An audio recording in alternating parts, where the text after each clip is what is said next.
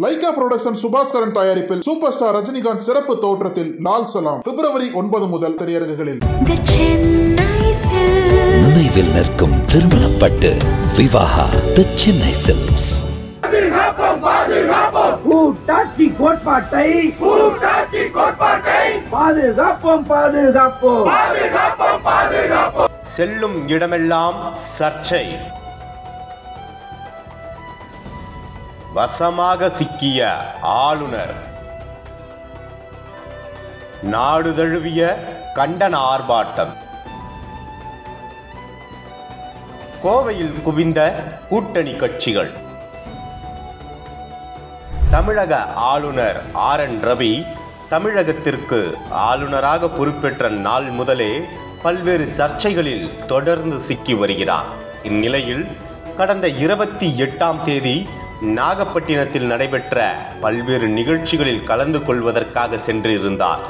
அப்போது அவர் வேளாங்கண்ணி மாத ஆலயத்திற்கு சென்று வழிபாடு நடத்தியிருந்தார்.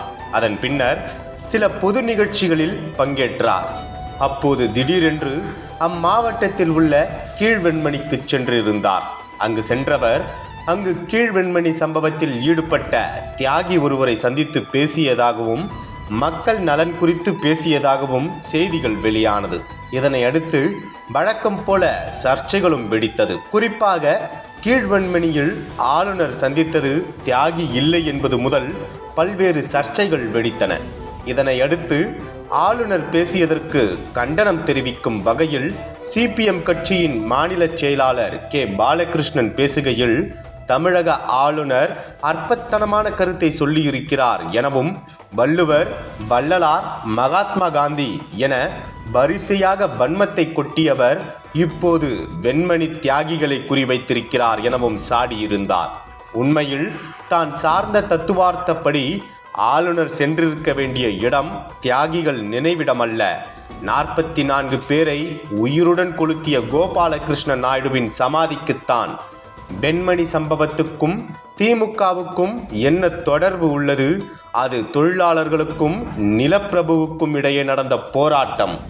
வரலாறு தெரியாமல் அரைகுறையாக எதையாவது உளறுவதை வாடிக்கையாக வைத்திருக்கிறார் RN ரவி என்று காட்டமாக கூறியிருந்தார்.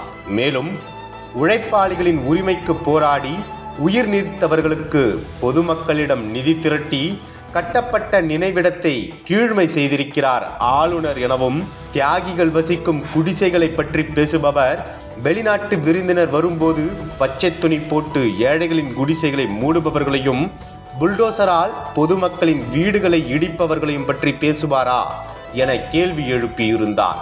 குறிப்பாக பிரதமர் வீடு கட்டும் திட்டத்தில் ஒன்றிய அரசின் நிதி 25% தான். ஆனால் 75% நிதியை வழங்குவது மாநில அரசுதான் எனவும், ஆனால் பிரதமர் பெயரில் இந்த திட்டத்திற்கு பெயரிட்டு மக்களை ஏமாற்றுவது குறித்து வாய்த்திருப்பாரா எனவும் கேள்வி எழுப்பியிருந்தார். மேலும் RSSின் அடிமட்ட தொண்டனாக இருக்கும் ஆளுநர் கம்யூனிஸ்டுகளின் தியாக வரலாறு குறித்து பேச அருகதையற்றவர் என்றும் கூறியிருந்தார். இவ்வாறு பல்வேறு தலைவர்களும் ஆளுநருக்கு பதிலடி கொடுத்து வந்தனர். இந்த சர்ச்சை முடிவுக்கு வரும் நிலையில் மத்திய பாஜக அரசை கண்டித்து நாடு தழுவிய ஆர்ப்பாட்டங்கள் நடைபெற்றுள்ளது. CPM கட்சி தலைமையில் நடந்த இந்த ஆர்ப்பாட்டத்தில் கூட்டணி கட்சியினர் பங்கேற்றுள்ளனர். தமிழகம் முழுவதும் நடந்த இந்த ஆர்ப்பாட்டத்தின் ஒரு பகுதியாக கோவை காந்திபுரம் பவர் ஹவுஸ் பகுதியில் மத்திய பாஜக அரசை கண்டித்து CPM சார்பில் கண்டன ஆர்ப்பாட்டம் நடைபெற்றுள்ளது. இந்த ஆர்ப்பாட்டத்திற்கு CPM கட்சியின் கோவை மாவட்ட செயலாளர் C. பத்மநாபன் தலைமை வகித்தார். மேலும் தந்தை பெரியார் திராவிடக் கழகத்தின் பொதுச் செயலாளர் கு.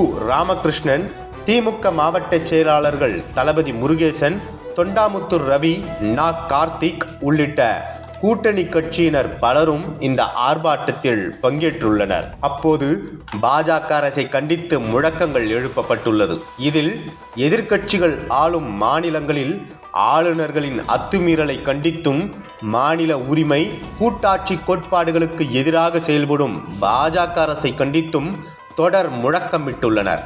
மேலும் மாநில அரசுகள் இயற்றும் சட்டங்களுக்கு ஒப்புதல் தராமல் கிடப்பில் போடுவது, கூட்டாட்சி தத்துவத்தின் அடிப்படையில் உரிய நிதியை ஒதுக்க மறுப்பது உள்ளிட்ட அனைத்தையும் கண்டித்து இந்த ஆர்ப்பாட்டம் நடந்துள்ளது. சிபிஎம் கட்சி சார்பில் நடைபெற்ற இந்த ஆர்ப்பாட்டத்தில் திமுக, காங்கிரஸ், மதிமுக, பிசிக, மமக, கோமதேக உள்ளிட்ட கூட்டணி கட்சியினர் பலரும் பங்கேற்று மத்திய அரசை கண்டித்து முழக்கங்கள் எழுப்பியுள்ளனர்.